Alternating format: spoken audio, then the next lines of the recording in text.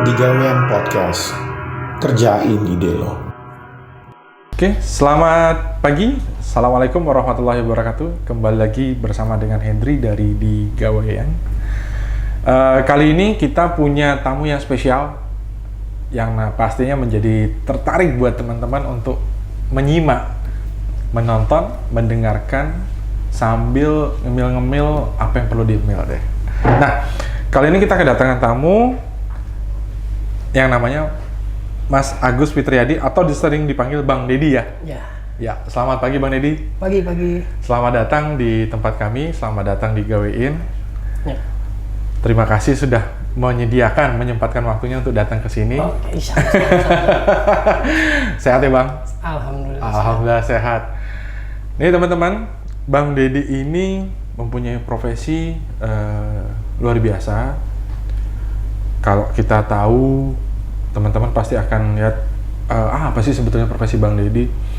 Bang Dedi ini seorang atlet, tapi bukan atlet yang biasanya di kebanyakan umum lah, dimana teman-teman melihat bahwa atlet tenis lapangan, tapi beliau mempunyai kekurangan. Artinya dari sisi Bang Dedi tidak lengkap, artinya dari sisi kaki ya Bang ya? Iya, betul. Yang sebelah mana tuh Bang, boleh tahu? Amputasi kaki sebelah kanan di bawah lutut. Amputasi kaki sebelah kanan di bawah lutut. Dan bisa bayangkan teman-teman, dengan profesinya Bang Dedi sebagai seorang atlet tenis lapangan, di mana pada waktu melakukan aktivitasnya beliau harus menggunakan kursi roda dalam pertandingan ya. Betul. Ataupun tenis lapangan. Ya. Nah, pasti teman-teman terbengong ya, pasti terbelalak. Kok bisa ya, gimana? Oke, kita simak. Baik, kita mulai Bang Dedi. Ya. Saya kasih kesempatan Bang Dedi untuk memperkenalkan diri kepada teman-teman yang ada di sekitar sini, yang akan menonton dan sebagainya. Perkenalkan, kemudian Bang Dedi juga bisa ceritakan profesinya Bang Dedi sebelum dan kenapa bisa menjadi seorang atlet. Ya. Silakan Bang Dedi. Oke. Assalamualaikum warahmatullahi wabarakatuh. Waalaikumsalam warahmatullahi wabarakatuh. Perkenalkan saya, nama saya Agus Fitriadi. Saya berprofesi sebagai atlet profesional di kalangan disabilitas di cabang olahraga wheelchair tenis yang disebutnya dengan tenis lapangan kursi roda di Indonesia. Awal mula saya menggeluti dunia olahraga khususnya di cabang tenis kursi roda berawal dari tahun 2000. Saya mengalami kecelakaan di saat usia 15 tahun. Di usia itu, di saat saya masih sekolah kelas 2 SMP, memang awal mulanya liburan sekolah ceritanya nih. Jadi kita main lah sama teman di lingkungan saya. Jadi tujuan tuh hal yang sepele lah di zamannya saya masih usia 15 tahun yang masih nakal. Kita mencari biji karet tuh, yeah. Jadi untuk main diadu itu ke daerah kampus UI di sana. Oh, di kampus UI. Oke. Dulu saya memang tinggal di daerah Kebagusan. Ya. Jadi tidak jauh lah untuk berjalan bersama teman-teman. Dari rumah menggunakan kereta api yang waktu itu zamannya masih belum menggunakan sekarang ekonomi masih banyak pada naik di atas, termasuk saya ini. Ya masih bandel-bandel. Yang masih banyak bandelnya. Ya. Berawal mulanya sih dari situ. Jadi di saat itu saya terpleset dari pinggiran gerbong kereta. Memang jarak dari stasiun, memang saya tidak jauh banget jatuhnya, itu ya kira-kira sekitar berapa ratus meter dari stasiun Lenteng Agung. Memang saya terprosok, terus saya punya kaki jadi terbentur bodinya kereta. Sampai terjatuh pun saya masih sadar. Jadi kayak di bawah alam sadar saya itu, saya jatuh dari sekitar lantai ratusan meter. Tiba-tiba saya sudah di bawah tanah, di lantainya kereta, dan memang saya waktu itu naik kereta api itu di gerbong paling depan. Di depan lagi? Iya, gerbong paling depan. Memang posisinya waktu itu masih di pinggiran jendela. Saya terpeleset karena menghindari sebuah pohon yang memang di jalurnya itu memang agak menikung. Oke. Ya. Jadi saya nggak fokus karena fokusnya hanya untuk menghindari pohon yang rimbun itu. Karena jadi saya saya juga malah jadi masalah. Memang nggak fokus untuk pegangan, jadinya tiba-tiba sudah ada di bawah. Sudah di lantai.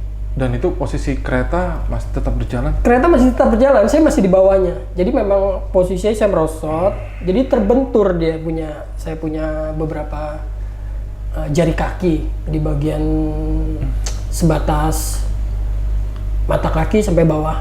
Itu memang terbentur. Dan memang kondisinya masih, ya terbilang masih belum mengeluarkan darah. Karena memang saya sadar kondisinya itu. Di saat saya jatuh itu memang masih belum ada darahnya. Memang di saat itu saya langsung lihat kondisi kaki saya. Oh ternyata memang kondisinya remuk. Dan memang saya nggak berpikir banyak, dalam artian nggak berpikir, dan memang nggak bisa berpikir banyak lagi sudah. Kecelakaan itu tiba-tiba dengar sayup-sayup di telinga saya. Orang pada memanggil, dalam artian ada yang jatuh, anak-anak ada yang jatuh. Ya udah, tetap saya masih sadar tuh.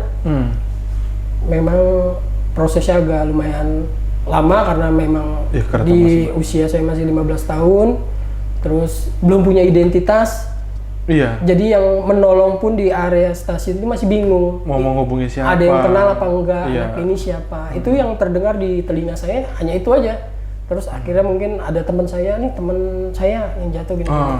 Jadi karena memang pada waktu itu bersama teman-teman ya? Bersamaan. Terus teman saya ada yang datang, walaupun saya nggak tahu siapa namanya, tapi saya mendengar suaranya, dia menjawab, iya ini teman saya. Karena kondisinya memang, mohon maaf ya, kondisi sudah kaki dalam kondisi yang kurang baik. Betul. Tentu semua fungsi organ tubuh ya kayak seperti kehilangan, tapi tapi tetap kita sadar itu, nggak bisa ngomong apa-apa lagi. Iya, betul.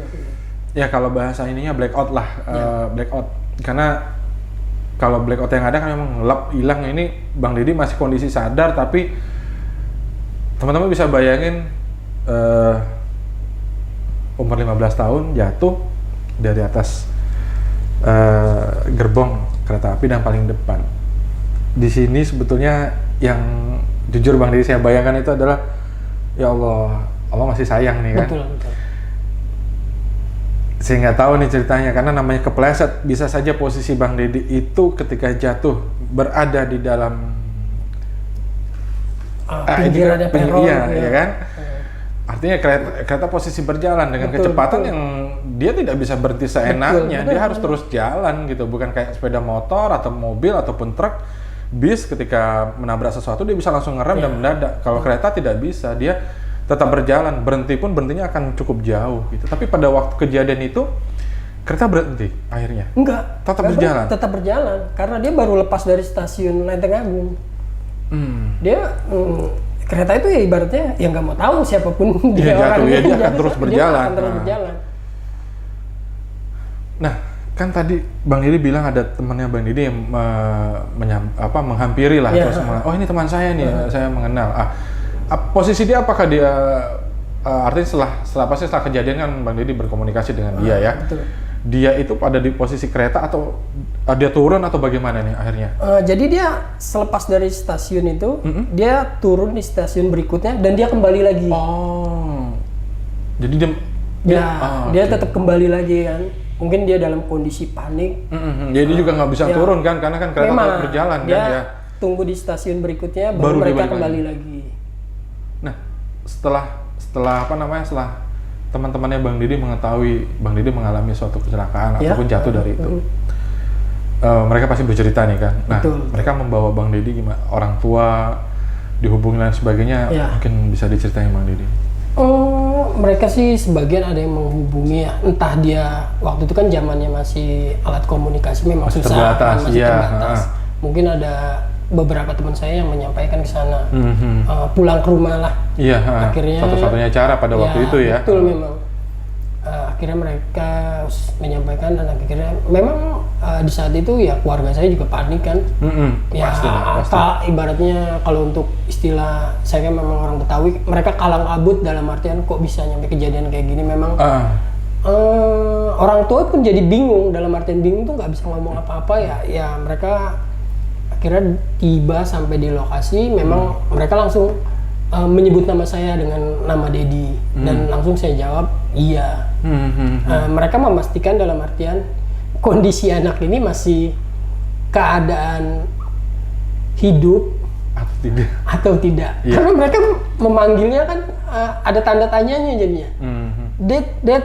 Nah, sedangkan saya memang diam dalam kondisi itu, diam, memang nggak ada pergerakan sama sekali, tapi saya sadar dan saya bisa mendengar orang berbicara apa, cuman yang nggak bisa ngomong ya, memang tidak bisa berkata apa lagi ya, seperti kondisi ada di alam lain. Betul.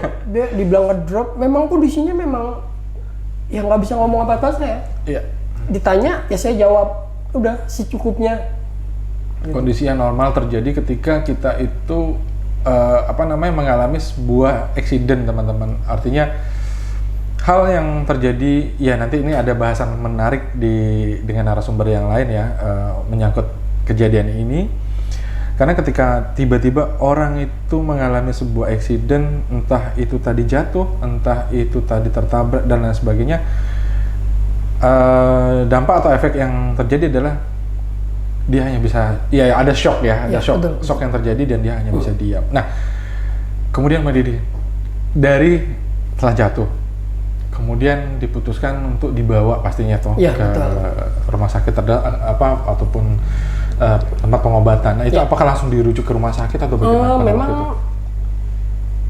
Bukan dirujuk ya. Jadi memang ada inisiatif dari keluarga langsung dibawa ke rumah sakit terdekat dulu. Oke. Pada waktu itu di mana? Pada waktu itu memang karena kondisi saya waktu itu kecelakaannya di daerah Lenteng Agung, mereka cari alternatif yang paling terdekat. Di situ ada rumah sakit Desa Putra namanya. Desa Putra, baik. Ya, memang semacam kayak klinik lah, tapi nggak besar seperti rumah sakit yang lain. Yang lain, oke. Karena keterbatasan alat, fasilitas semua, akhirnya mereka nggak sanggup, hanya sampai di depan. Akhirnya kita lari ke cari alternatif lagi ke yang paling dekat, yaitu ke Fatmawati. Iya, rumah sakit Fatmawati ya pada waktu itu ya. Karena dirujuklah ke sana, dibawa ke sana. Ya. Akhirnya ke rumah sakit Fatmawati, memang penanganannya waktu itu ya dibilang masih antara bagus sama nggak bagus ya. Karena memang kondisi saya masih nggak. Kita tidak perlu menyebutkan di sini ya teman-teman, tapi teman-teman nanti bisa menilai pada waktu itu di rumah sakit Fatmawati seperti apa. Bang Didi juga di sini hanya menginformasikan saja, tidak mau membuat sebuah statement ataupun pernyataan yang kurang baik, tapi teman-teman bisa menilai sendiri seperti apa. Nah, akhirnya setelah ada tindakan dan lain sebagainya. Tindakan memang masih belum ya? Sebelumnya masih dalam tahap pembersihan luka, terus ya masih sebatas diperban, terus masih masih penanganannya masih oke lah saya bilang. Masih bisa berasa nggak di kaki ketika kaki tuh rasa seperti baal jadinya. Iya, kebas. Tapi darah itu memang tidak pernah berhenti. Nah itu. Jadi memang kondisi dia hanya diperban. Sebelum diperban memang kan dari pas mulai kecelakaan, saya punya saudara. Jadi dia korbankan bajunya dia untuk bungkus pahanya saya supaya tidak pendarahannya makin berlarut-larut. Dan memang tetap nggak bisa, tetap berlarut terus. Jadi nyampe rumah sakit itu pas sampai penanganannya, diperban, dibersihin, memang darah tetap mengalir dan dialaskan dengan sepengetahuan saya yang saya lihat itu ditaruh inian tempat sampah. Iya, karena darahnya menetes terus. Memang itu lumayan banyak. Memang kondisi saya nyampe ngedrop ya, betul-betul. pasti karena darah. Ya, tapi herannya juga saya masih tetap sadar dengan kondisi itu. Nah, ketika ya berjalannya pengobatan yang dilakukan pihak ke dokter di Fatmawati, Bang Deddy pasti ada pingsan ya pasti, yang tidak sadarkan diri. Nah, proses harus diamputasinya itu kaki. Iya. Bang Deddy mengetahuinya setelah sadar atau bagaimana nih? Sebetulnya proses amputasi kaki ini jadi dari rumah sakit itu, jadi ada ya namanya orang tua nggak mengerti ya, dalam artian nggak mengerti, kurang awam tentang ilmu kedokteran yang di sana, medis menyampaikan apa, orang ya namanya orang zaman dahulu kan dia nggak ngerti tentang kayak gitu. Betul sekali. Yang namanya ke rumah sakit pun dia pasti takut diapa-apain. Nah, padahal dokter di rumah sakit Fatmawati itu baik-baik dalam artian menyarankan tuh yang bagus. Ini nggak diamputasi, Pak. Jadi bagian telapak-telapaknya ini kita bersihkan. Jadi memang karena memang itu di bagian saraf-saraf itu banyak memang yang udah tidak tersambung. Ibaratnya memang kondisinya sudah remuk. Jadi hanya dirapikan, tapi kondisinya dia itu masih ada tumitnya.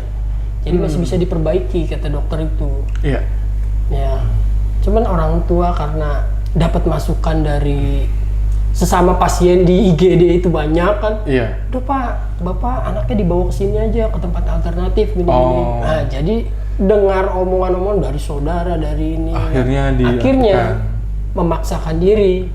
Kita menandatangani untuk dibawa pulang pergi dari rumah sakit itu. Ya, artinya jika terjadi apa-apa, rumah sakit itu tidak bertanggung jawab. Betul memang. Karena memang itu atas kemauan dari pihak keluarga pasien ya. Ya udah akhirnya kita dibawa ke alternatif di daerah Bekasi. Itu pengobatan alternatif lah. Ya di sana juga ada dokternya. Di sana, gitu ada dokternya juga. Ya, memang ada dokternya saya lihat karena sampai daerah Bekasi itu di tempat pengobatan alternatif sekitar sampai jam 3 sore.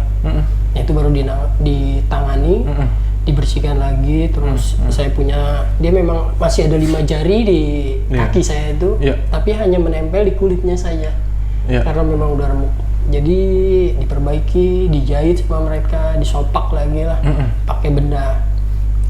Berjelang jalannya waktu 1 minggu itu 5 jari itu langsung hancur. Dalam artian hancur tuh terputus dari sesama kulit yang tadi nyambung. Jadi memang udah tidak bisa diapa-apain. Jadi alami sebetulnya. Jadi nggak diamputasi, nggak diapa-apain. Jadi proses penyembuhannya itu saya memang alami. Jadi dari mulai di pengobatan alternatif sekitar 1 bulan di sana penanganan, akhirnya saya pulang ke rumah dengan kondisi yang memang belum sembuh sebetulnya, baru 20%. Tapi memang hanya tinggal tunggu pengeringan saja. Jadi saya punya saudara seorang mantri, jadi selama sekitar 6 bulan saudara saya itu yang seorang mantri yang menangani. Jadi dikasih obat, dia yang bersihin lukanya, sampai berjalan 6 bulan lah. 6 bulan ya. Terus baru dia lepas karena kondisinya memang luka-lukanya itu udah kering, udah bagus. Ya sekitar hampir 2 tahun lah. Terus dalam kondisi itu saya masih tetap menggunakan tongkat karena memang daging yang tumbuh itu memang tumbuh alami jadinya. Di kaki tuh tumbuh alami sendiri karena bagian tumit-tumitnya beberapa tuh waktu kecelakaan banyak berongga, dagingnya banyak yang hilang. Jadi dia numbuh alami dengan tersendirinya. Tapi untuk di bawa jalan tanpa alat bantu seperti tongkat itu masih belum bisa. Tetap saya masih menggunakan tongkat. Itu cukup lama saya menggunakan tongkat sampai 2 tahun. Terus prosesnya masih belum bisa juga karena struktur tulangnya memang udah terlalu lama. Jadi dia turun, dia punya bagian tumit bawah, jadi turun langsung ke bawah begini. Jadi bentuk telapaknya udah nggak seperti ini. Terus sekitar sampai ya 2 tahun lebih, tetap saya masih menggunakan tongkat. Dan akhirnya Di situ ada tetangga karena dia mungkin ngelihat rutinitas saya nggak ada kegiatan, hanya di rumah keluar, di rumah keluar kan. Nah, dia memang seorang difabel dan memang seorang atlet tenis juga. Oh, atlet tenis juga. Iya. Waktu sebelum saya kecelakaan, saya nggak tahu bahwa profesi dia seorang atlet, tapi dia bekerja yang saya tahu. Oke. Akhirnya dia menawarkan ke saya, daripada kamu nggak ada kerjaan, mendingan aktivitas olahraga. Daripada di rumah, ya udah ikut olahraga. Nah, dalam pikiran dan bayangan saya, kondisi saya ini seperti ini ya. Udah nggak normal seperti apa dulu bisa, lah. ya? Apa bisa? Jalan pun aja sulit kadang kan. Saya pikirnya begitu. Ya udahlah, saya coba tuh akhirnya diajak. Ya namanya orang mengajak, masa kita menolak kan nggak mungkin. Apalagi sesuatu dia bertetanggaan, betul. Sesuatu yang baik kan diajaknya. Saya nggak pikir panjang ke depannya dulu, nggak. Yang penting saya keluar dulu dari lingkup rumah saya nih, ibaratnya keluar agak jauhan dikit lah. Oke, dikenalin, ini caranya main tenis. Terus saya lihat teman-temannya, oh iya, ternyata ada yang lebih kondisinya lebih inilah ibaratnya lebih buruk atau lebih parah dari kondisi saya. Mereka ada yang menggunakan kursi roda, memang yang ada yang sama sekali nggak bisa berjalan seperti saya kan masih bisa aktivitas ibaratnya. Kok mereka bisa mandiri jauh dari keluarga, saya bilang. Nah, dari mulai situ hati saya mulai terbuka sedikit-sedikit. Mulai belajar lah main tenis. Berselang berjalannya waktu, memang waktu itu ada seorang pelatih, tapi pelatihnya itu lagi pulang ke Amerika. Oh gitu. Iya. Oh berarti ini pelatihnya dari luar memang ya? Pelatihnya itu asli Indonesia? Orang Manado. Asli orang Manado. Dia punya keluarga di Amerika. Di Amerika, istri sama anak. Jadi dia lagi berlibur lah sana ceritanya. Saya belum ketemu tuh, belum tahu di situ ada seorang pelatih. Nah, berjalannya waktu, dia pulang dari Amerika. Nah, saya dikenalin sama pelatih itu, namanya Bapak Charlie Rampen, seorang pelatih tenis kursi roda itu. Nah, dari mulai situ dia mulai ngasih ilmu sedikit-sedikit sama saya. Tapi namanya seorang pelatih, ketemu murid yang baru, ya biasalah cuek lah. Ya biasa. Saya juga hal yang normal sih saya pikir, dan memang saya juga nggak berpikir untuk jadi seorang atlet, hanya untuk sekedar mengisi waktu kosong daripada saya hanya di rumah. Pastinya ada pikiran maaf, sumpah, bosan, boring dan sebagainya. Ketika diajak untuk beraktivitas, ada aktivitas lain, hal yang baru, melihat. Terus pada waktu datang ke lokasi latihan tenis lapangan, melihat bahwa ternyata ada yang lebih kurang beruntung dari saya, dan yang menjadi luar biasa buat teman-teman, artinya bahwa di sini kita melihat bahwa pada sesi sebelum-sebelumnya juga saya pernah sampaikan Bang Deddy sama teman-teman bahwa kadang-kadang kita tuh ngerasa bahwa kita tuh manusia paling nggak beruntung, padahal setelah kita tahu, kita buka mata kita melihat ke bawah kita, lebih banyak yang kurang beruntung lagi dibanding kita. Betul. Nah itu teman-teman harus diingat bahwa ketika teman-teman dalam posisi di bawah, dalam posisi sedih, galau, bahasa kerennya sekarang, ya kan, teman-teman coba mengambil nafas, buang dulu semua pikiran sumpoknya, buang semua pikiran negatif kalian, dan kalian melangkah sederhana saja, dan kalian lihat di luar sana sebetulnya masih banyak yang kurang beruntung dibanding kita. Benar. Ini pengalaman nyata, true story, tanpa rekayasa, tanpa editing, tanpa saya janjian harus begini, nggak ada teman-teman. Ini adalah pengalaman nyata, kisah nyata, dimana kita di sini coba sharing profesionalismenya Bang Deddy, yang akhirnya Bang Deddy menunjukkan bahwa iya saya juga bisa. Nah, sampai menjadi seorang atlet profesional, Bang Deddy, boleh ceritain nggak? Oke.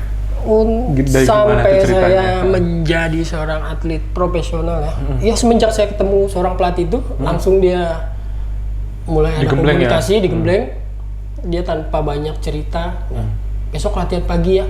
Pagi itu saya pikir jam 6, ternyata jam 5 pagi tuh dia udah nongkrong di lapangan. Jam 5 pagi. Teman-teman jam 5 loh ini. Jam 5 pagi. Pagi kita jam 6, jam 7, ini jam 5. Jam 5 pagi itu dia udah nongkrong, makanya masih gelap gulita, belum sarapan. Ya udah, akhirnya perlahan saya ikutin. Ternyata memang orangnya disiplin. Soal di waktu disiplin. Dia kalau udah bilang A ya A, nggak bisa berubah-berubah. ya berjalannya waktu saya makin mengikuti caranya dia. Memang sistemnya dia seperti orang bule, yang terkadang nggak bisa diterapin sampai termasuk saya sendiri. Saya masih dalam artian itu nyampe kewalahan, gitu. Cara ngatur waktu, jam istirahat. Iya, memang orangnya terlalu disiplinnya memang luar biasa. Memang untuk memajukan seorang atlet karena dia jam lihat 5 ya? Jam 5 itu setiap hari. Dia udah nongkrong di lapangan. Sedangkan saya masih istirahat, masih tidur. Pasti kan pertama kali kaget tuh kan? Betul. Dia melihat Bang Deddy jam 5 belum. Waktu itu Bang Deddy hari pertama datang lah pada waktu dibilang pagi. Ya. Bang Deddy datangnya berapa nih? Jam 6 malah saya. Jam 6. Terus ketika tahu yang teman-teman yang lain juga udah datang jam 5? Sebagian belum karena memang dia insentifkan dalam artian kayaknya dia lebih terfokus sama saya karena saya usia muda, terus ada kemauan dia lihat. Dia lihat sebuah potensi ya. Akhirnya waktu hari pertama lihat Bang Deddy datang jam 6, apa yang terjadi? Dia sih nggak banyak ini. Dia hanya berbicara, kita latihan pagi nyo, katanya. Dia kan sering saya nyo. Manado.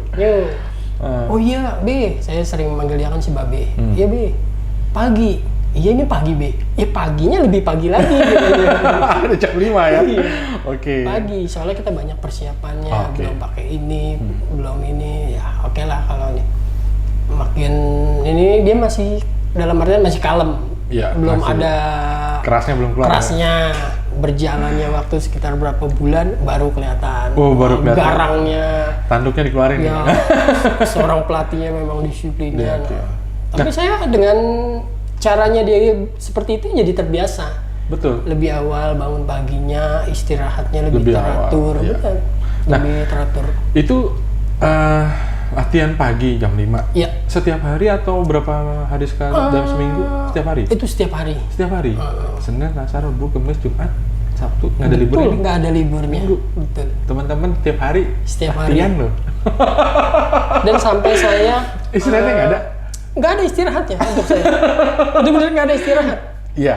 Jadi memang sampai saya tinggal, diajak sama dia ke rumahnya dia. Oh gitu? Iya. Jadi dia minta izin ke orang tua saya untuk bawa saya tinggal di rumah dia untuk lebih fokus lagi sama bermain tenisnya dia bilang. Nah, ya udah dan saya juga mengiyakan. Pada waktu Bang Deddy fokus di tenis, lapangan dengan kursi roda, itu di usia berapa Bang? 18 tahun.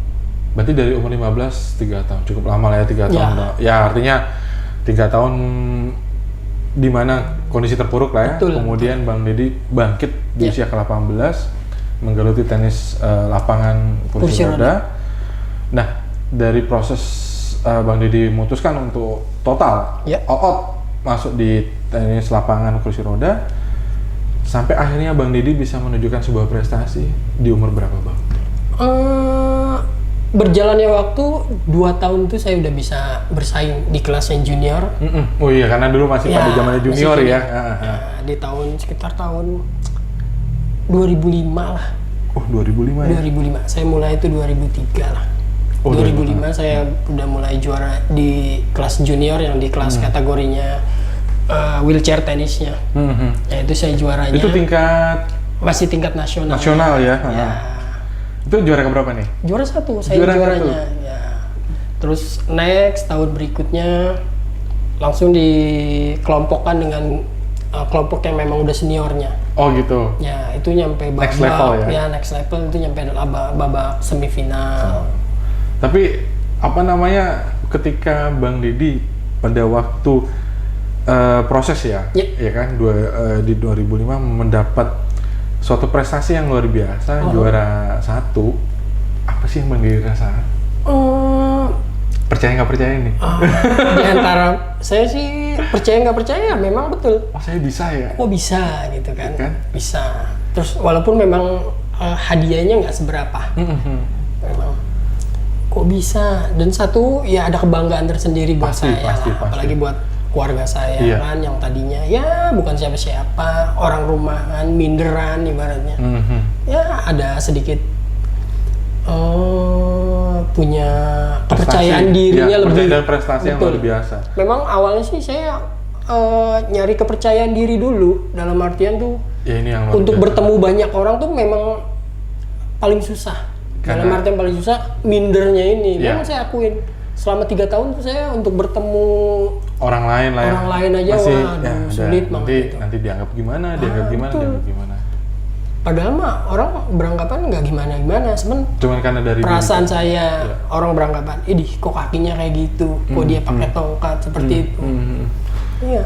Ya tapi alhamdulillah ya Bang, artinya ini suatu resep yang luar biasa nih teman-teman ya kan. Artinya gini, ketika Anda dalam kondisi terpuruk, kalau Anda tidak mau membuka diri, kita tidak mau membuka diri, gimana kita bisa bangkit dan sukses? Iya. Tapi ketika kita buka diri, Allah akan kasih, Tuhan akan kasih. Benar. Nih, kamu jangan minder, kamu jangan takut. Dengan keterbatasan yang ada, bukan berarti kamu tidak bisa jadi apa-apa atau tidak punya prestasi. Ini perlu diingat teman. Bukan berarti ketika kita ini kurang, baik itu fisik, mental dan sebagainya, bukan berarti itu kita nggak bisa jadi apa-apa. Kita bisa kok, tinggal kita mau membuka diri apa tidak. Nah, ini udah terbukti sama Bang Deddy.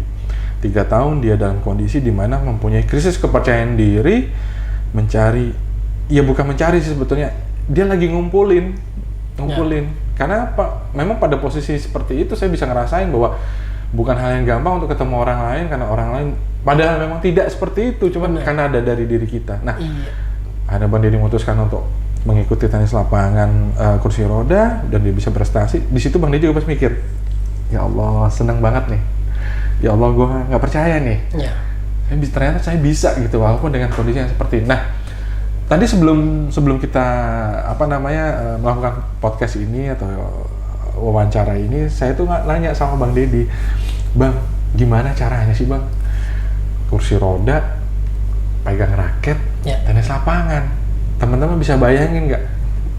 Di kursi roda aja kita untuk menggerakkan aja udah butuh tenaga, butuh effort yang luar biasa. Terus Bang Deddy berolahraga tenis lapangan yang harus bergerak dari semua sisi, semua lini, di mana temannya juga sama punya hal yang sama. Awal-awalnya gimana Bang? Bisa ceritain nggak? Ini menarik. Awal-awalnya memang sedikit sulit ya untuk belajar tenis itu, memang nggak gampang. Satu, kita pegang raket, terus kedua mengendalikan kursi roda itu nggak mudah. Benar sekali. Memang nggak mudah. Terus untuk mengejar bola itu kan nggak nyamperin kita, jadi kita mengejar bola. Memang sulit. Memang awalnya. Memang prosesnya itu cukup makan waktu, dalam artian memang nggak bisa cukup 1-2 tahun. Itu prosesnya bisa bertahun-tahun. Kalau untuk di cabang olahraga tenis memang yang saya jalanin memang cukup sulit. Satu, memang dia harus punya kursi roda. Terus juga kursi rodanya nggak bisa yang hanya sekedar kursi roda yang biasa. Iya, karena dia ada kategorinya juga. Ada kategori agak beda ya. Betul. Karena itu kan buat dia bermanuver ke kanan, ke kiri. Dia kalau posisinya tegak berdiri untuk manuver, dia pasti bakal terjatuh. Iya, benar. Nah, pada waktu Bang Deddy di tahun 2005 di kelas junior, itu pertandingan tenis kursi rodanya di kota mana Bang? Di Jakarta kan? Itu masih di Jakarta. Masih di Jakarta? Iya, masih di Jakarta. Masih di Jakarta ya. Terus setelah itu kan masuk naik kelas atau next level di saya masuk ke jenjang berikutnya di kelas utamanya lah. Untuk itu di kota-kota mana aja? Dia masih karena mayoritas banyak di Jakarta. Di Jakarta saya hanya mengikutinya di Jakarta jadi. Oh gitu ya. Hanya di Jakarta. Karena memang beberapa sponsor memang termasuk sulit ya untuk daerah-daerah lain mungkin untuk mengadakan turnamen itu memang kan nggak mudah dia.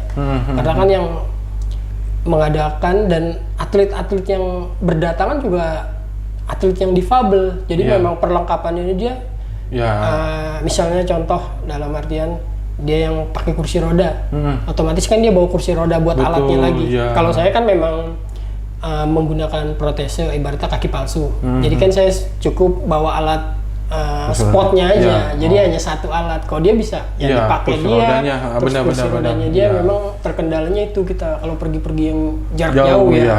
Karena apa ya banyak perlengkapan tools yang harus disiapin ya. Iya benar. Tapi pasti ada challenge artinya untuk event yang lebih besar lagi nih Bang Deddy. Ada nggak Bang Deddy ataupun dari pelatih programnya? Ini ada yang di luar negeri ataupun di luar kota, ada nggak di dalam waktu dekat ini Bang? Karena kan kita mengingat ketika posisi COVID-19 ini otomatis kan itu jadi menghambat semua, baik itu dari bisnis, olahraga dan lain sebagainya, aktivitas lain dan sebagainya deh. Nah, kedepannya ada nggak sih informasi yang bisa kita dibagi di sini, di mana teman-teman nanti melihat, oh kapan nih ada pertandingan tenis yang nantinya Bang Deddy akan ikuti nih? Kalau di tahun ini kemungkinan besar memang masih belum ya? Masih belum ada. Karena udah hitungan bulan kita. Tapi di tahun berikutnya tahun 2021 itu memang kemungkinan besar memang banyak event. Oh gitu ya? Salah satunya ada ya event untuk nasionalnya dia Peparnas. Jadi kalau untuk yang di normalnya itu PON, Pekan Olahraga Nasionalnya. Kalau kita untuk yang difabelnya Peparnas, dia Pekan Paralimpik Nasionalnya. Itu nanti berketempatan di provinsi Papua. Karena mereka kan tuan rumahnya Papua. Ya. Di bulan apa tuh Bang? Kemungkinan besar itu kalau tidak ada halangan dan memang tidak diundur itu kemungkinan besar bulan Desember. Desember tahun Desember depan? Atau November ya, tahun depan. Tahun depan ya, tapi artinya itu yang akan diikutin? Itu yang akan dijalanin ya? Betul. Oke. Ini untuk tingkat nasional. Untuk tingkat nasional. Ada nggak dari pelatih Pak Charlie mengajak Bang Deddy untuk di tingkat luar? Kalau untuk event-event luar, schedule-nya ini belum saya lihat lagi kalendernya wheelchair tenisnya ya. Kan memang lagi di stop dulu kan. Iya. Tapi kemungkinan besar event tahun depan juga sih ada semacam Asian Para Games. Iya, Asian Para Games ya. Itu SEA Games-nya yang difabel lah. Kalau yang di atlet normal ya kan SEA Games. Iya. Kemungkinan besar kita di Asian Para Games. Ya kalau memang saya terpanggil untuk masuk harus dong skuadnya harus dong pelatnas harus dong ini kita harus semangatin teman-teman buat Bang Deddy. Kita doakan Bang Deddy bisa masuk di skuadnya pelatnas. Harus dong. Ini jangan sampai enggak nih, ini bisa protes nih teman-teman yang lain ntar. Itu kapan Bang? Dan di negara mana? Kemungkinan besar juga di tahun yang akan bersamaan juga dan bulannya juga memang berdekatan dengan yang event nasional. Nah ini repot juga nih. Ya memang terbenturnya waktu itu karena berjarakan itu yang memang sulit. Iya, kalau seandainya berdekatan otomatis Bang Deddy harus dipilih, maksudnya memilih kan? Itu dia. Tapi kendalanya itu. Challenge-nya Bang Deddy sendiri berharap di nasional atau di Asian Para Games? Kalau jujur ya. Saya lebih senang yang di Peparnasnya malah. Oh, di Peparnasnya, bukan di Asian Para Games? Enggak. Kenapa? Karena memang bersaingnya ini terlalu sulit. Kalau yang di Para Games ya, dia ada beberapa negara memang negara kuat di cabangnya tenis ini. Oh, gitu? Saingan yang memang sudah saya rasakan berkali-kali ketemu sama sama teman-teman itu dari negara Malaysia, dari Thailand. Oh, mereka. Ya, karena memang saya sudah mengikuti event internasional juga ya? Internasional yang multi kan, multi eventnya. Itu saya sudah mulai mengikuti dari tahun 2005. Itu pertama kali event internasionalnya. SEA Games-nya difabel. Asian Para Games 2005 itu di Filipina.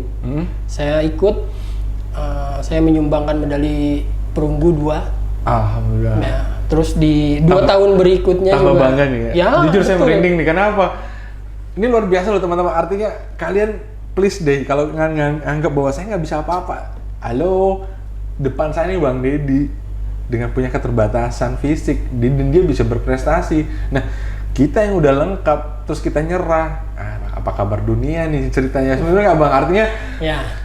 Kalian nggak boleh buang jauh-jauh perasaan galau, perasaan saya nggak mampu, saya nggak bisa. Itu hanya ada di sini.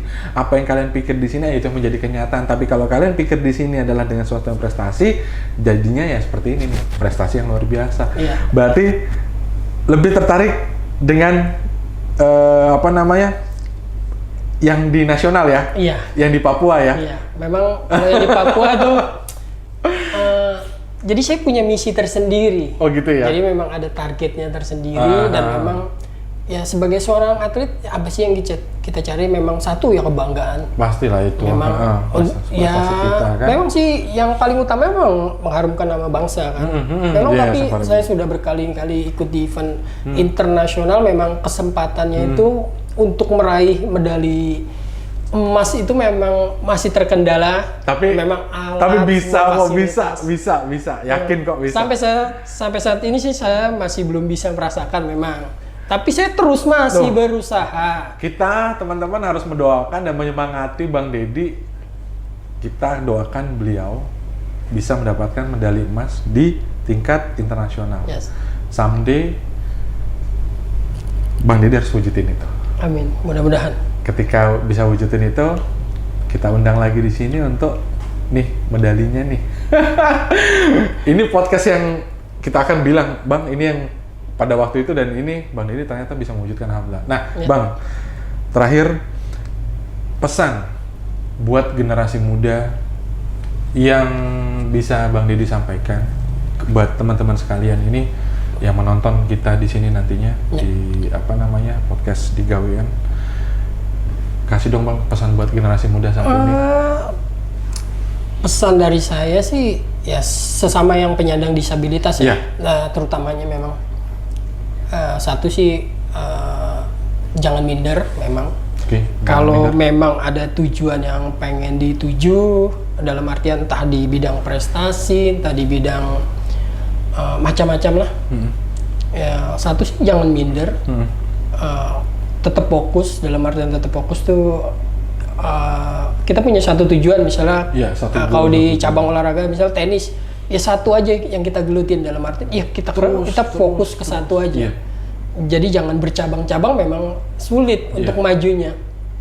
Pesannya sih kalau dari saya itu, terus jangan putus semangat. Ibaratnya yang gagal coba lagi, ya seperti saya lakukan itu aja. Memang saya juga sama pernah mengalami kegagalan berkali-kali, tapi saya coba sampai saya dapat di titik ibaratnya oh ini mungkin waktunya saya. Sampai saya bukan seorang apa-apa, dari yang peringkatnya biasa-biasa saja, yang dulunya hanya di ya ibaratnya ya dia mah anak ingusan, paling ya belum bisa apa-apa. Sampai saya bisa perlahan nyampe sekarang untuk di tingkat nasionalnya. Ya, ada peringkatnya biasanya peringkat nih. Satu nasionalnya itu masih dipegang saya sampai saat ini. Tepuk tangan dulu, Bang. Peringkat nasional satu untuk disabilitas ya? Iya. Masih Bang Deddy yang pegang? Masih saya di cabang tenis kursi rodanya. Alhamdulillah, dan kita doakan selalu prestasi ini terus meningkat ya Bang. Amin. Seperti yang tadi kita bicarakan, someday suatu hari Bang Deddy bisa mewujudin medali emas untuk tingkat internasional. Amin, mudah-mudahan. Karena selain mengharumkan nama bangsa, betul, kebanggaan buat kita semua, betul, dan kepercayaan diri buat kita semua, bahwa dengan kita yang sederhanain lah kita bilang ya, tapi kita menjadi sesuatu yang luar biasa. Betul. Ya kan ya Bang? Oke teman-teman, luar biasa sekali pembicaraan atau diskusi kita dengan Bang Deddy pada episode kali ini, yaitu profesi atlet. Sekali lagi teman-teman, bahwa keterbatasan yang ada itu bukan menghambat kita untuk menjadi sukses. Ya. Kita tetap semangat seperti yang Bang Deddy sampaikan, jangan pernah putus asa. Terus kita gagal, terus gali semua potensi yang ada ya Bang ya. Iya. Kurang lebihnya saya Bang Hendry mohon maaf. Terima kasih sekali sudah bisa berbicara dan ngobrol luar biasa dengan sama-sama. Oke, assalamualaikum warahmatullahi wabarakatuh. Selamat siang teman-teman. Terima kasih. Kerjain ide lo.